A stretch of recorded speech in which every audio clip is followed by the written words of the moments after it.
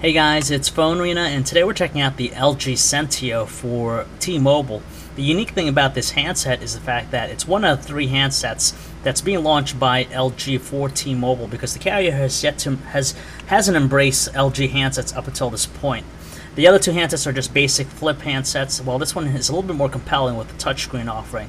So we'll check it out and see what it has to offer over the competition. At first glance, the LG Sentio's design doesn't scream anything groundbreaking, and it looks pretty ordinary compared to other handsets, just like the T-Mobile Tap.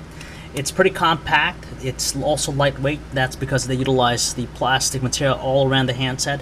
We do like the fact that it has that soft touch coating to it, just to give it a pristine look every time you take it out of the pockets or hold it, and it does a good job in repelling scratches and even smudges.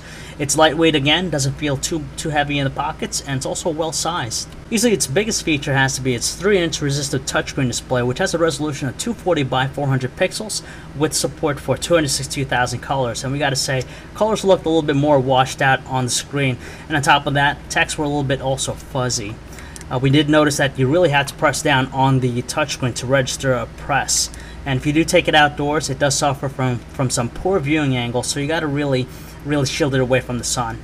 Right below the touchscreen, you have your dedicated hardware buttons. You got the send and back clear key. They're well sized and also offer a decent tactile response. We can't say the same as far as the other buttons on the handset. You have the volume rocker here on the left side with the task menu.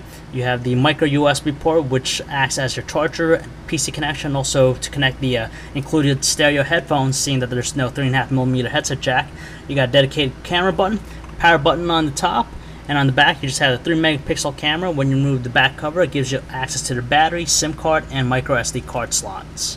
And we're really taken back with the interface that's found on the LG Sentio, seeing that it's a little bit more antiquated and also outdated at the same time, just because it's the same exact one that was featured with the LG Prada and LG View from a few years ago.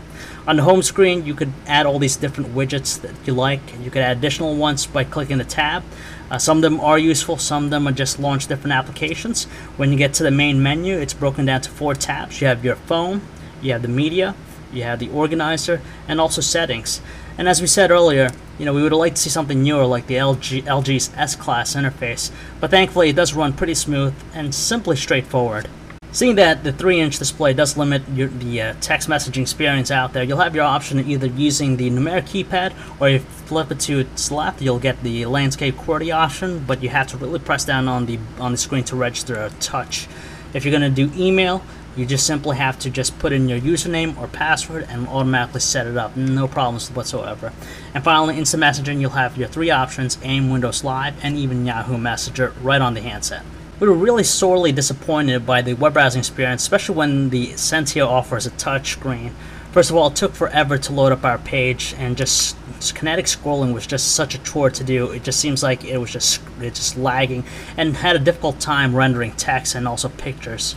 You might want to look elsewhere if you're going to be taking a lot of photos or videos, just because the LG Sentio's 3-megapixel camera produced some muddy looking images with the camera it's almost somewhat like a painting rather than an actual photo. There's barely any detail. On top of that, there was a lack of colors.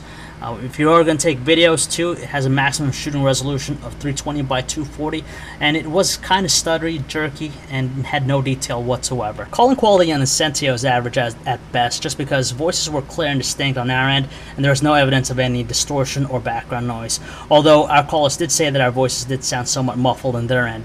Seeing that there's no separate speakerphone, everything's done through the main one, so using the speakerphone for calling wasn't the best, just because it was kind of weak. Battery life, though, we were really impressed in that area, just because after 2 days of normal use and 50% brightness, it only dropped 1 bar out of 3.